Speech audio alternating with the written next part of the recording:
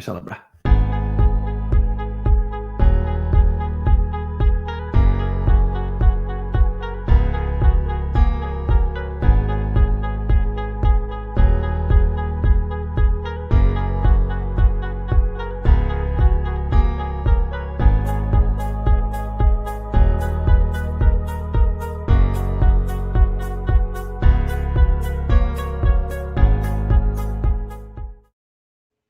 Good evening, Winnipeg. Good evening, Manitoba. And I guess if we're being perfectly accurate, I should say good morning, Winnipeg. Good morning, Manitoba. And for all those joining us live on our YouTube channel and all our social media feeds, good morning, universe, and welcome to the Illegal Curve post-game show. We're here for a good time. I'm not sure that we're here for a long time tonight, given that it's 5 minutes past midnight on now Thursday, the 25th of March. But gentlemen, good to see you both. Ezra, Dave, I am your host, of course, Drew Mindell. As we just watched the Winnipeg Jets dismantle the Vancouver Canucks by a 5-1 margin, sweeping the two-game series. A late goal by Nils Höglander preventing Connor Hellebuyck from getting his second consecutive shutout. But it really was the Andrew Copp show tonight, guys. 4 goals for the Winnipeg Jets winger.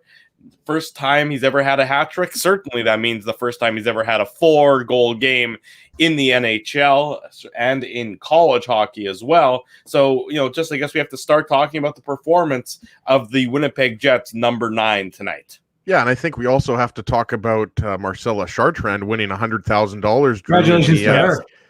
Save on Foods, score to win contest. But the funniest thing is I was just checking Natural Stat Trick, and Andrew Copp's Corsi 4 at even strength was 30%, one of the lowest on the Jets. So unbelievable that and he was out there, guys, with 30 seconds left. Right? Well, sure. If you got 4, you might as well try and get 5. I think Marcella made a phone call to Paul Maurice saying, "Listen, I want that $1 million. I don't want 100,000. I want $1 million." Yeah, I think so, Dave. And it was pretty funny because you could see, Appleton and Copp on the bench when they panned to them. You could see that, Appleton was probably telling Copp, why don't you just go for those 5 goals, right? So, I mean, one of those games, another kind of weird game, right? Like, this game was pretty sleepy for a while there. In the first period, both teams had chances, and Hellebuyck was, definitely not, the better of the 2 goalies. I would say that Demko was making, the more difficult saves. But looking at this game as a whole, obviously, the second period, boys, where the Jets score 3 unanswered goals, that was the key there. And when you talk about the Canucks, like that third goal that was scored, the Scheifele goal. Pardon me, the Scheifele goal. Like, right, you're right. Sorry, that there were so many goals towards the end of the game, I got confused there. But the Scheifele goal, like, you look at that, Hamonic and Tyler Myers. First off, there's a miscommunication there. Travis Hamonic and Tyler Myers. It was a line change. If you remember, the Dubois line goes off, the Scheifele line comes on. Nobody's pressuring Hamonic and Myers there. They can't get the puck out of their own zone. And if you remember, JT Miller, who's playing center now, he's back, in the zone. So it's not like the Canucks are, in a odd man situation or anything like that. Paul Stastny kind of just picks up the puck, gives it to Blake Wheeler. Blake Wheeler moves in. Nobody covers Mark Scheifele. Like, I don't know what Tyler Myers was doing there. It was just like some of the defensive decisions that the Canucks were making in this game, boys, were really puzzling to me. And even on Copp's 4th goal, like, what is Tyler Myers is much too passive. He kind of just lets Andrew Copp go to the net. Like, that goal wasn't that complicated. Mason Appleton just puts the puck on the net. Andrew Copp just goes to, like, Demko gives up a rebound. Myers is kind of just not being hard on the puck. And Copp gets his 4th goal of the game, and it's 5-0. Like, the Canucks, to me, like, you expected much more of a pushback in that third period. And I realize, Jake Virtanen had that breakaway chance. He hits the post. JT Miller hit a crossbar in the third period. But, like, overall, this Canucks team, it just didn't seem at any point in that third period like they were going to cut this deficit and make it a 2-goal game or a 1-goal game. So I just thought, they really kind of hung Demko out to dry there in the kind of later stages of this game. Give the Jets credit, but it's not like you look at the possession, like the Canucks controlled the possession for the majority of this game. The Jets really, they took advantage of those 2 power plays. Kopp gets his 2 power play goals there, and those weren't beautiful goals. Obviously, one of them was a rebound. And that was really the story of the game. The Jets were just more opportunistic, and the Canucks just, without Elias Pettersson and without Tanner Pearson, like how many players on this team are really scaring you? Like aside from JT Miller, Brock Besser, I guess you throw Niels Höglander in there as well, but like this Canucks team just, I don't know, they don't look like a confident group to me, boys. You look at this game, Dave, and the Canucks, I thought, they came out hot to start. You thought, as you might expect, them trying to get a good push after a disappointing result on Monday. They come out hot to start, and the Jets, I think, got their skating legs sort of by about the 6-minute mark of that first period. Connor Hellebuyck had to make a number of nice saves to start the game. And then the Jets finally sort of got into the flow of the game, maybe a quarter of the way through the first period. And the first period ends, and it's a relatively non-consequential first period for either team. It's 0-0 after one. And then it's just a function of the Vancouver Canucks sort of shooting themselves in their own foot. I mean, in the NHL, how do you take too many men penalties? And then, of course, when you're a struggling team like the Canucks are, despite what their record might have been in the last 10 games, forget about that, look at their overall record in the season. What happens on those too many men on the ice penalties? They give up 2 power play goals. Meanwhile, when the Jets get penalized for their too many men penalty, 3 in a game should not happen at the professional ranks, but that's a separate issue entirely. The Jets are able to escape theirs with unscathed, no damage done. But the Jets are opportunistic. That's what they've been all year. The Vancouver Canucks are just a team that is a shell of themselves in terms of any sort of adversity. Once they faced adversity in this game, once it got to be 2-0, I really didn't think that there was going to be much of a contest after that point in time, Dave. No, and I would suggest that it was the second period, right? I mean, it was the beginning of the second period. If you look at it, the Connor Hellebuyck kept the Jets in it. They were outshot 7-0 by Vancouver to start the middle frame, and that was pretty much the difference, right? Because you come back into, as his point, you score 3 goals, and you're feeling good now going into the third, the second intermission, being up 3-0. And to me, again, the Jets, I mean, look, you got to give the Jets credit. They after they weathered that storm, they were able to kind of come back, and the Jets got lucky. Blake Wheeler gets that shot off the foot early in the first period. He misses a couple of shifts. Appleton takes a shift in on that first line. Perreault takes a shift in that first line. You don't know what's going to happen. He stays on the bench. Of course, he ends up coming out a few shifts later and playing again. And then Nikolai Ehlers, right after Blake Wheeler, he also takes a shot off the foot. So you're thinking to yourself, this could go badly for the Jets because they've been relatively unscathed this season in terms of injuries. But you have two of your important big dogs hurt right in the first period. But again, they stayed in the game. The Jets stayed in it.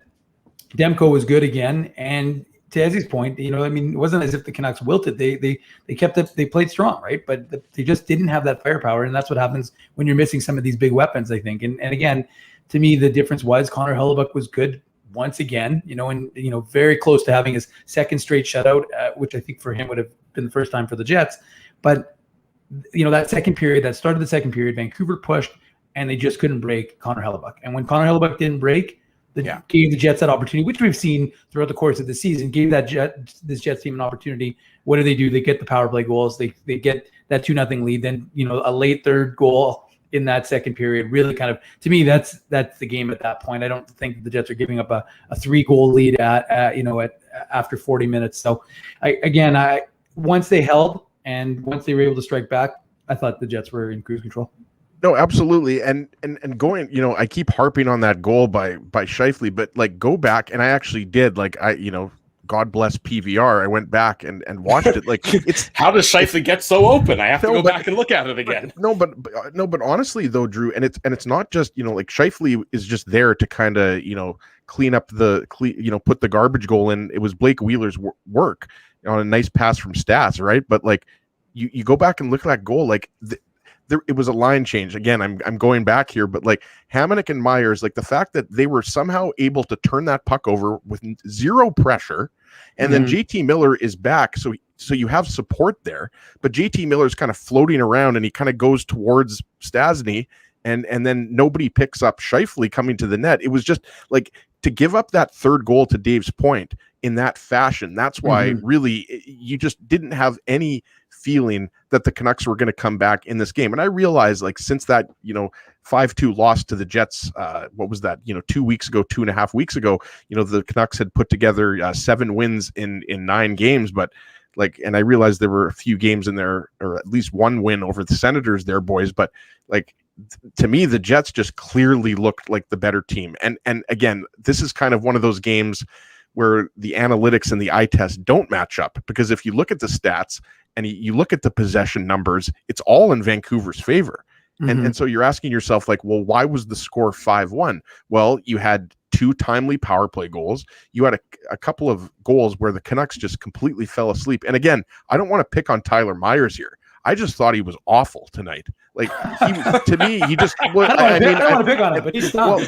I think he's the biggest suck whoever sucked, though. Well, I mean, at least on those 2 goals, on Scheifele's goal and Kopp's 4th goal, I don't know what he was doing, but he was essentially just giving the Jets goals there, just by turnovers and poor defensive efforts, right? So, the Jets deserve credit, and we have to talk about this, boys. We now have a 3-way tie for first place in the North Division, right? And the Leafs and the Oilers, the Leafs play the Senators, I believe, tomorrow night, but then the Leafs and the Oilers are going to face twice before the Jets and the Leafs face each other twice at home.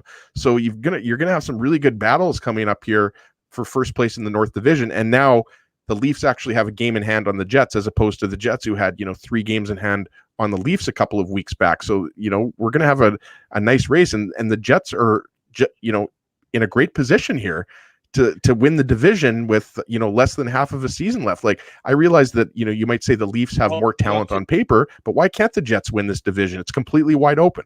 And the one thing I'd say, well, to what as he to, sorry to what no I was going to say, it was just what I was going to say is what you had said, Drew, is if the Jets go into Vancouver and beat the Canucks, it's essentially like moving them completely out of contention. I mean, Vancouver's played 4 games more than Winnipeg, and they are now 7 points.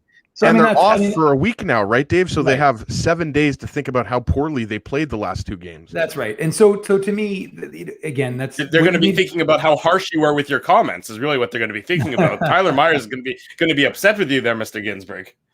No, so I think that's a clean thing that we talked about, right? This is a Jets team that hadn't shown a lot of inconsistency in that regard. When you lose, they lose the 1, and then they lost those 2, and you're thinking, okay, they've lost 2 in regulation. Now they've won those 2 back. They've kind of earned that split. You got a Calgary team that's reeling a bit, right? Look what happens. They've lost 2 straight to the Senators. So they can't be feeling very good about themselves. Why was that game at 3:00 in the afternoon today? Well, I mean, Drew made the point. And I have not. Drew, it's not me for me to tell you your point, but I'm going to anyways. Like, is there a holiday we're missing there? No, how do they not flex it? When you don't have, when you know that Edmonton and Montreal are not playing, how do you not flex one of these games? There's nobody to consider. There's no fans. So, I mean, again, I don't really care because I stay up anyways. I'm a night owl, so it doesn't really bother me. But, like, it's insane to not flex either one of the games. Like, I thought at least they'd move that game, a little bit into the evening, or move this one out. But, I mean, why they would not, I mean, even half an hour. But Dave, are you a gray owl or a snowy owl? Interesting. I'll go with the great horned owl, which I believe is the official owl of the province of Manitoba. I didn't even know the province. I didn't know the province had an official owl, but this is what we find out when we do a post-game show at 20 minutes after midnight on a now Thursday morning. The owls are out, boys.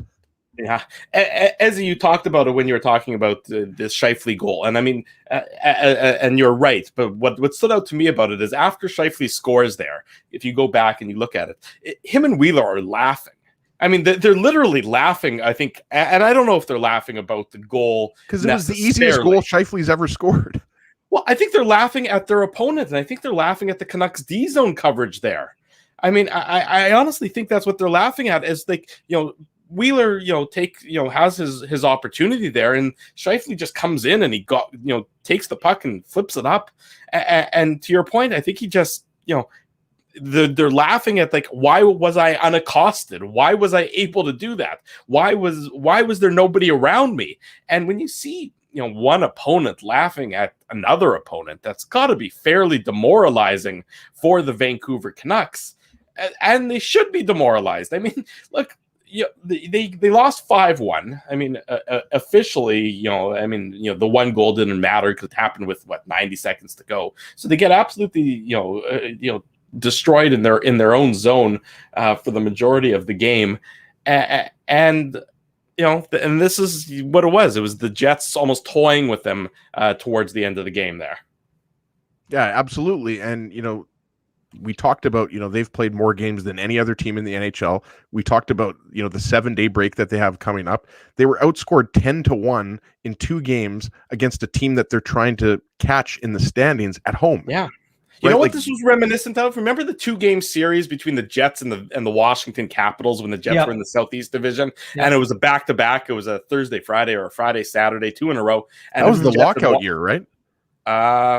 It might have been. The second year the Jets were back? Yeah, I think it was the lockout year. And the Jets, if they won both games, they would have been either in a playoff spot or right next to the Capitals. I don't remember exactly what it was. And I think the Jets got blown out 15-1 combined in those 2 games. That was somewhat reminiscent of this, where a team that is sort of scrapping and trying, and maybe they think they can be with the big dogs, finally plays one of those big dogs. And that big dog, in this instance, the big dog being the Jets, told the young pup where to go with their ambitions. No, absolutely. And, we talked about this a couple of nights ago. Like, yeah, they're without Elias Pettersson, their most skilled forward, their best player. They're without Tanner Pearson. We're not sure, if Tanner Pearson's going to be signed or if he's possibly going to be moved before the trade deadline. But the point is, those are 2 players in your top 6 that are out. And when you're missing those 2, and we should mention Brandon Sutter, who's your third line center, right? So you're missing, 3 players in your top 9. So a guy like Jake Virtanen, I actually think he's been pretty good. Or at least in these 2 games against the Jets, he doesn't have any goals.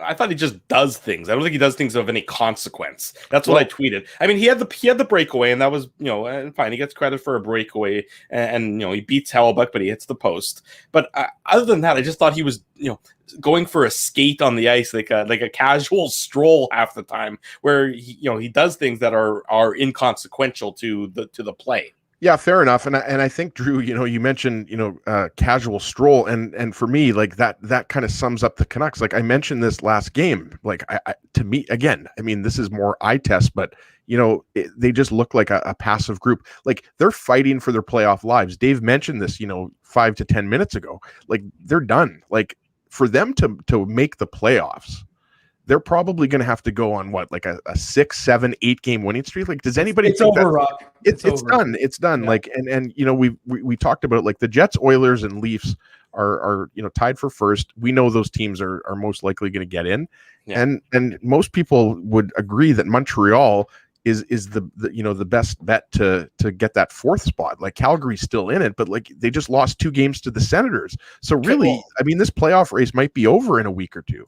First of all, Calgary, I mean, is actually behind Vancouver in the standings. And granted, Calgary has 3 games in hand on Vancouver, so that probably won't be for long. But Montreal is sitting there at 37 points. Calgary's got 33 points. The Habs have 3 games in hand on the Flames, and the Habs have 6 games in hand on the Canucks. I mean, if Calgary is going to make that push for that 4th playoff spot, well, time is a wasting, and you really weren't in a position where you could lose 2 games in a row to the Ottawa Senators, and not only lose 2 games in a row, but lose them listlessly. Like, I don't think we can overstate. I mean, Calgary, they had a dead cat bounce a little bit when Sutter got hired, but so far he hasn't done.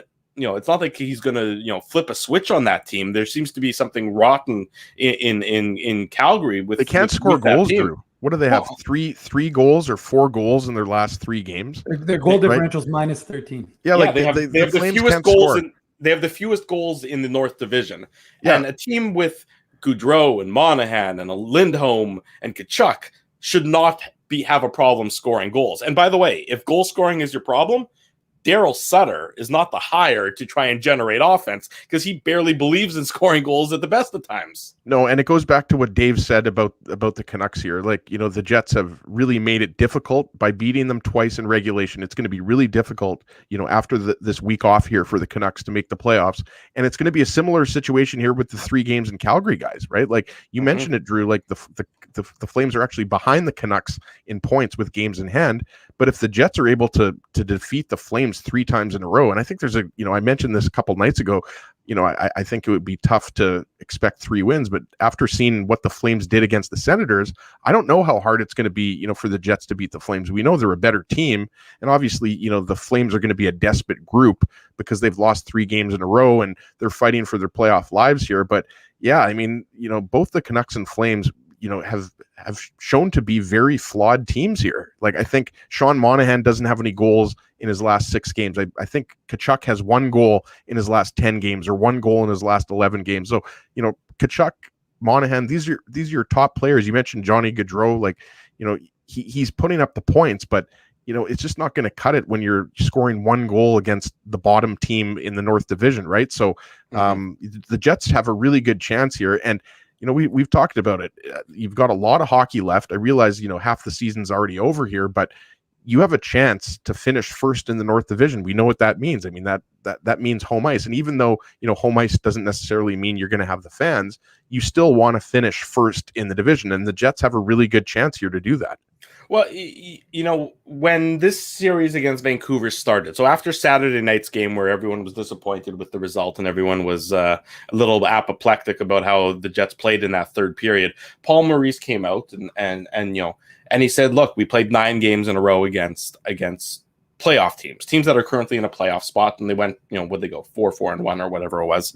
And he sort of told everyone with his remarks and with not making any lineup changes, just sort of calm down everyone, sort of like, turn down the temperature. And the Jets backed him up by going into Vancouver and doing what they did. Now the Jets have to say, look, I mean, these guys, they say 1 game at a time, and they say that we don't look at the standings, and that's bullshit. I mean, everybody knows that these guys do look at the standings, and they know what's at stake. Language alert. Well, we're not on radio. I'm allowed to say curse words now. And our kids are sleeping, right? That's true. I mean, if they're not, then you got a bad parenting alert going on. But whatever it is, they took care of business against Vancouver. Now the Jets really, more or less, don't have to worry about the Canucks for the rest of the season. They know that if they do the same to Calgary, or reasonable, or take 5 out of 6, if not 6 out of 6, or even 4 out of 6, then they're doing very similar to Calgary and almost putting the Flames so far in the rearview mirror that it's not a worry. And then all of a sudden, when you don't have to worry about what's coming up from behind you, and you can only focus on what's ahead of you or what's right next to you, i.e. other playoff teams, that's a much better feeling to be in, for the last, how many games are left in the season now? 25? 23 games. So that's a lot better of a feeling for the last 23 games. And with the trade deadline approaching, it changes, I think, Kevin Cheveldayoff's approach a little bit, Dave. Yeah, I mean, and that'll be the interesting. This Calgary series is going to be very interesting to see how they do, because to your points we've all been making, this is a team. I misspoke. They've actually lost 3 in a row, not 2 in a row. They lost the 2 to Ottawa, but then they've lost 3 in total overall coming back to Calgary. So again, if you're Calgary, we've said it about Winnipeg, not to the same level. They didn't have that desperation, but we just said that they wanted to have that bounce back after not having a good effort in games and having lost. And they generally do. And we've seen that this season. And a lot of times that's Connor Hellebuyck, but the team overall has been able to do some things. But Calgary, I mean, you fired the coach. Once you fired the coach, you're not, and you just gave him a 3-year deal or a 2-year deal. So you're not firing another coach. The only thing that's going to happen is, it's incumbent on those players to do something. And again, this is going to be an extraordinarily interesting series for the Jets, because here's an opportunity, to your point, here's an opportunity to step on Calgary's throat, show that you have that ability to, be a top feeding team, really, and be a team that, I'm not saying you're going to go in there and dummy them, because again, you're playing a team that's desperate, but I think that you're going to have to show that you can go in there. If you take 2 or 3, again, to your point, Drew, I see it being very difficult for the Flames to catch the Jets at that point, because again, these games, the Jets have shown that and again, unless something changes, They've been able to just win one, win a couple, lose one, then get back on that. So it's really hard for the Jets to really fall off. And with the way they've been playing, it's hard to just foresee it, right? I mean, I was reading an article in The Athletic today. It was Dom Letition's, I butchered his last name, but he just talked about how the Jets have been like model defying this year. And it's funny, like, it's got to be such a hard year for modeling anyway, simply because it's such a bizarre year where you're seeing things that we'll never see, we've never seen before, and we'll never see again. But his article referenced the Jets as one of those teams that's been able to kind of beat the model and really kind of go against what has been shown for this team. Well, and the Jets have been beating the model for the last 2 years. I mean, whatever you want to say about last season, they were, right close to a playoff spot, last year. So the model, for whatever reason, and I think it has to do with, goaltending largely, the model just doesn't necessarily apply to the Winnipeg Jets, because the great equalizer in everything is two things. One, an excellent power play, which the Jets have, obviously a top 10 power play, 2 power play goals tonight, all from the second power play unit. Andrew Kopp obviously doing the dirty work in front, and good goaltending. That is the great equalizer, the great not just good goaltending, Drew. You're right. It is the equalizer, not just good goaltending, the best goaltending in the league, right? And I don't think Hellebuck has the best goals saved above expectation right now. I think, if I'm not mistaken, that's Vasilevsky. Yeah. I think Demko's up there as well. But Hellebuck he's still in the top 5. Yeah, exactly. After these 2 games, he might not be Dave, but you're right, Drew. I mean, that is the equalizer. And yes, expected goals are the Jets are, I still think they're in the bottom 5 in the NHL. And when you look at PDO, which combines shooting percentage and save percentage, they're still bottom 5, I believe, or they were a week ago. So yes, they have the best goaltender, or at the very least a top 3 goaltender in the NHL.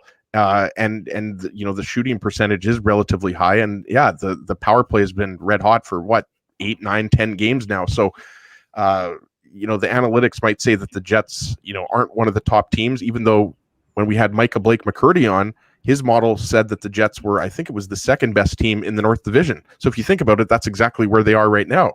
So yeah, maybe the model sometimes. It depends on the model that you're asking about, I guess. Jets head coach Paul Maurice is at the podium. Let's bring him into the Illegal Curve post-game show. After that, we'll play an ad, and then we'll finish by wrapping this up before our kids wake up in mere hours.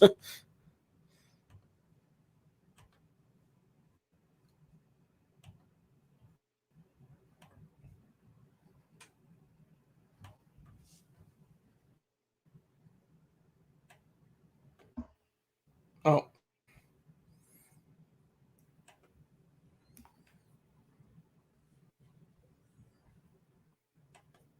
that looked a lot like Sean Reynolds and Ken Wiebe. Yeah, it looked like Kenny and Rennie. It was. I pressed the wrong button.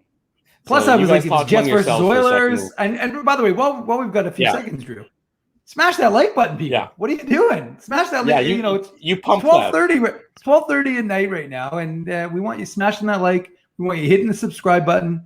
And hit the reminder, that way you don't need us sending tweets out to remind you about this stuff.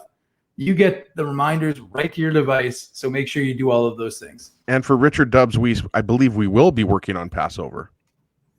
We will be Friday night. There's Friday night, I guess, is there's a late game. That's not Passover. It's Saturday night with the 9:00 start in Calgary after the Satyrs. We will be working the post game show, of course, on Saturday. We're not co-faxing. It's not Yom Kippur. I don't know if we'd be doing it on Yom Kippur. Exactly. I said we're not co-faxing. Right. Well, I'm saying if it was Yom Kippur, we would be co-faxing. Okay, I think I've screwed it up enough. So we'll try and bring in Jets head coach Paul Maurice, if my little sausage fingers can get the job done. But I'm sure I'll hear from Ezzy about that.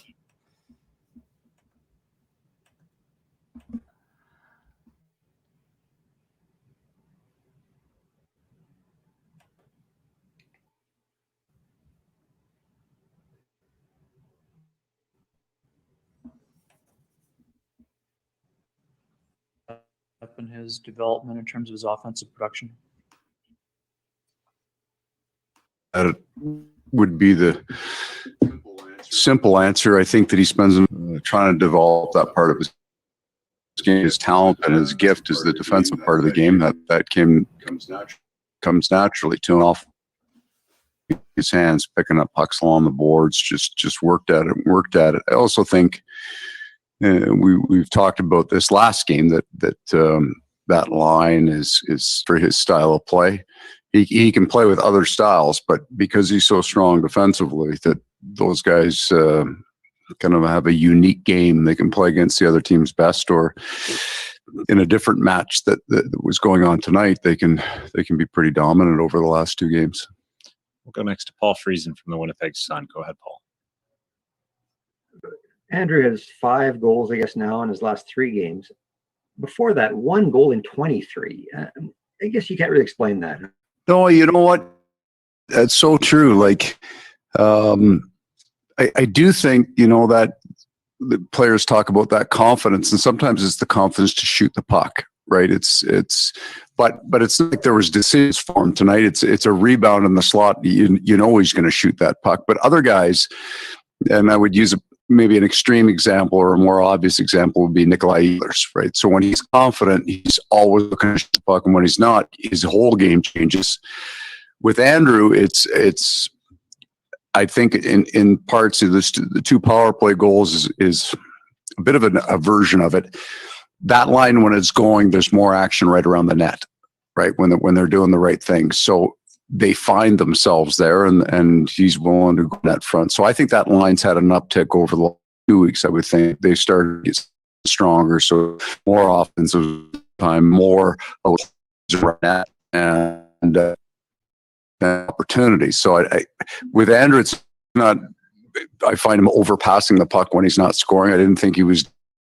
I think his guys will score kind of almost by committee. That the line has a big piece to it. He may not admit that, but tonight anyway. But the line's part of it. We'll go next to Jamie Thomas from 680 CJOB Jets Radio. Go ahead, Jamie. Hey, Paul, what does this say about the development for Andrew as a player? You go back even a few years ago, he was centering the 4th line and fighting for ice time, and now here he is with a 4-goal game and double-digit goal season. A really good place from there, right? Like I said, his skill set and his gift his defensive reads are really, really strong.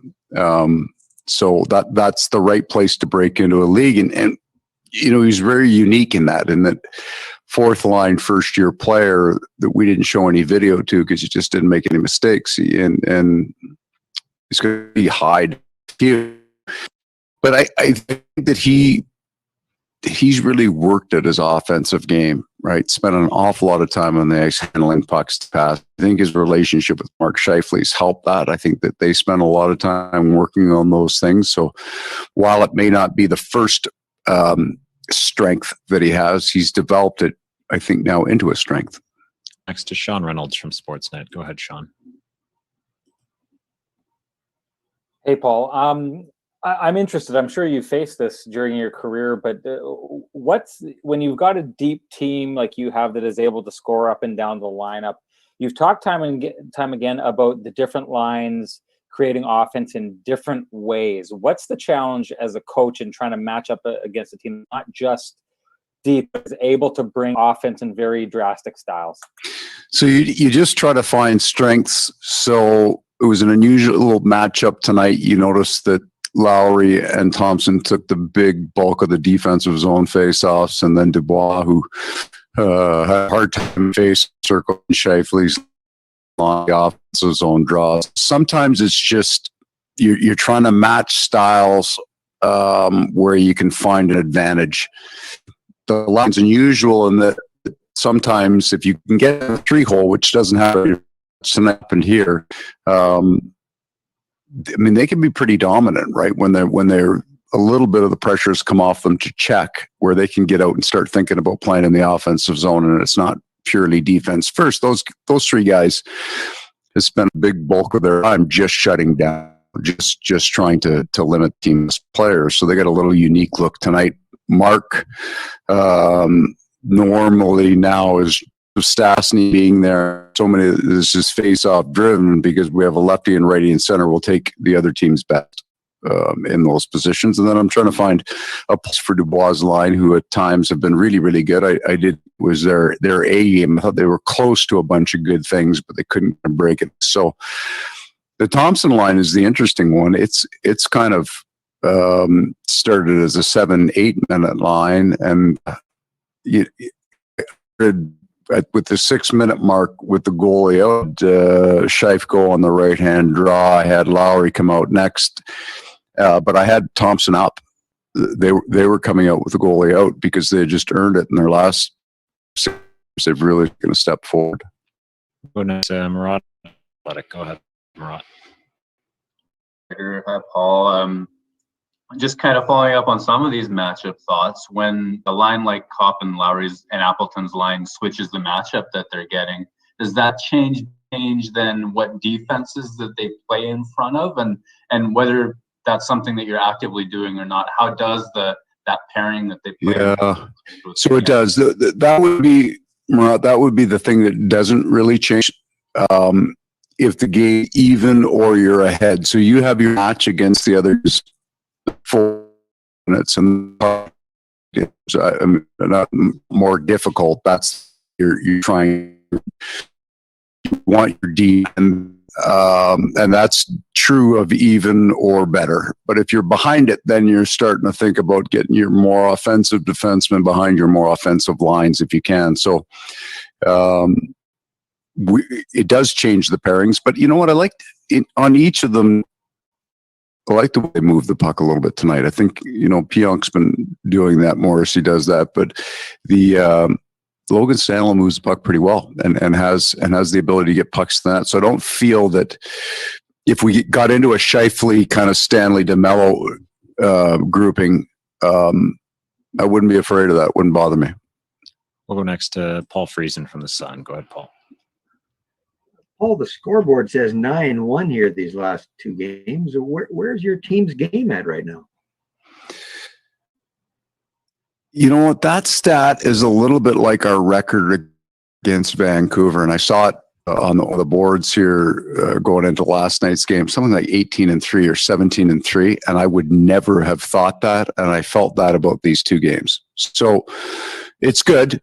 There were big chunks of the game again that we liked them a lot, but no one's asked a Connor Hellebuyck question here tonight, and that was some ridiculous goaltending. So I feel that way about our over the last 3 or 4 years. I've never felt comfortable going into them. I think they worked a ton of chances to score, and they're hitting the outside of posts, and we're hitting the inside of posts. I mean, it's been a longer run than that. We've probably been a little than giving team credit for, because we're probably 19-3 or something like that now, and that's never been the way it felt against Vancouver. But for whatever reason, you get there, and I guess we've been pretty. And final question to Sean Reynolds from Sportsnet. Go ahead, Sean.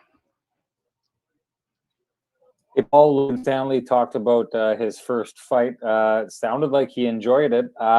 He was hoping that he gave the team a little bit of a boost. Did you see that? And seeing a man throw them the way he did, what does that have you thinking about his potential to affect games in the future? We're just still learning about Logan. His game is right for a first-year defenseman. He's been really solid for us. That element will eventually come to pretty much every defenseman, certainly the bigger men. Net front, the battles net front will usually incite something like that. The willingness to do it doesn't have to be his calling card, but the willingness to do it is important. A little bit of a confidence builder for him in that. He's a kind of a player favorite right now because he moves the puck and he gets it to the net, and the forwards really like that. Having that physicality in his game changes the way our back end looks. Thanks very much, Coach. Okay.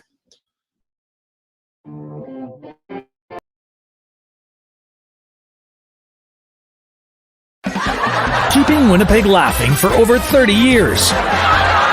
Rumors, Canada's longest-running comedy club, bringing you the biggest laughs from the best comedians on the planet. Jerry Seinfeld, Chris Rock, Jon Stewart, Dennis Miller, Brad Garrett, the greats, and all the up-and-comers too. When was the last time you laughed out loud? Make it a great night out with friends, or book your office or birthday party. Even a fundraising event at Rumors. Get all the details and dates on upcoming shows at rumorscomedyclub.com.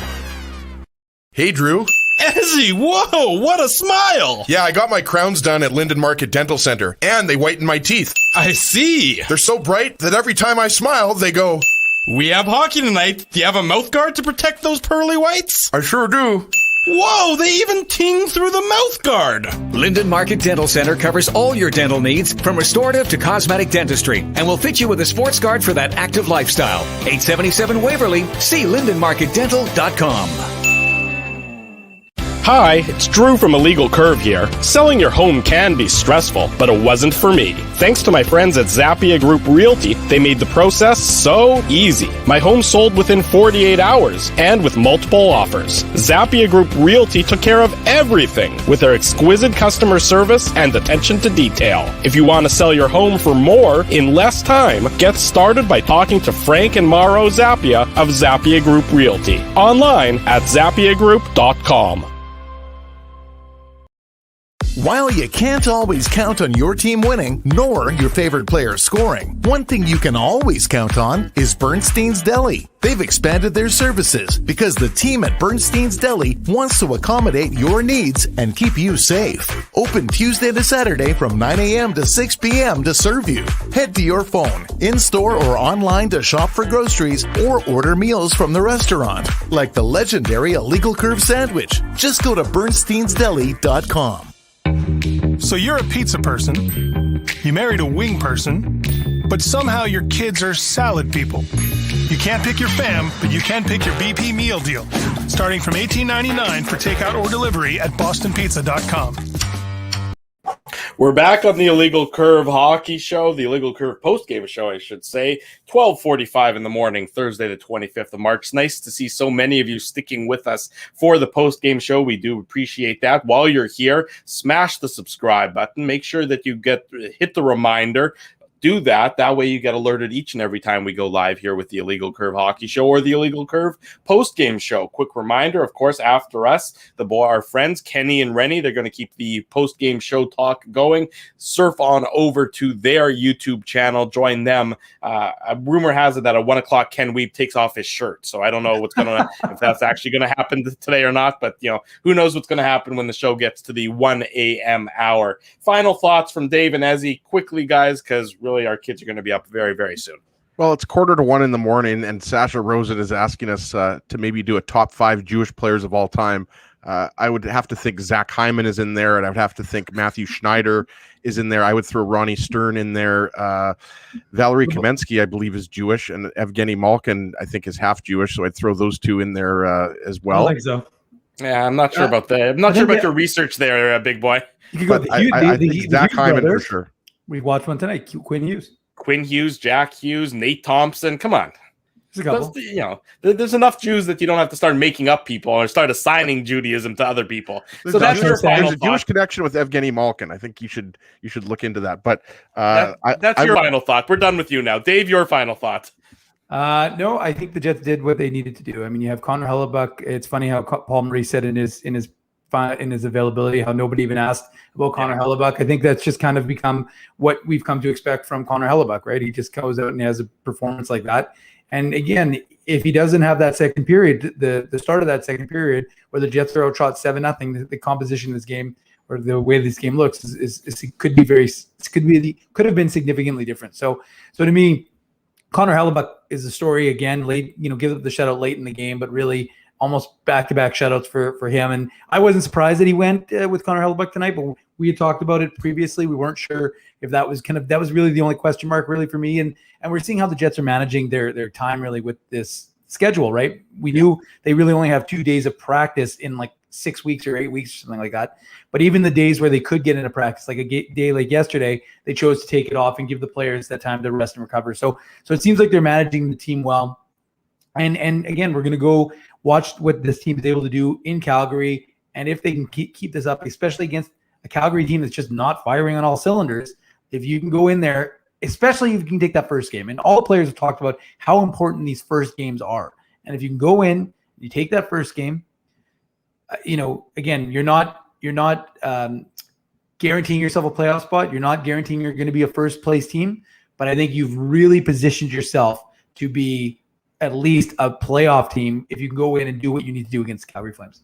And that is the final thought for tonight's post-game show. A reminder, of course, on Friday night, we'll be back with the post-game show after the Jets and the Flames. Saturday morning, 9 a.m., the Illegal Curve Hockey Show. And then Saturday night, the post-game show again after the Jets and the Flames. Get your matzah ready, boys. There you go. Get your matzah ready. Want to give a shout out to our sponsors, Rumors Restaurant and Comedy Club, Linden Market Dental Center, Bernstein's Deli, Zappia Group Realty, and of course, Boston Pizza. Support these fine local businesses because they support Illegal Curve Hockey. For Ezra Ginsburg, for Dave Manouk, I am your host, Drew Mindell. Thanks for watching. This has been the Illegal Curve Post-Game Show.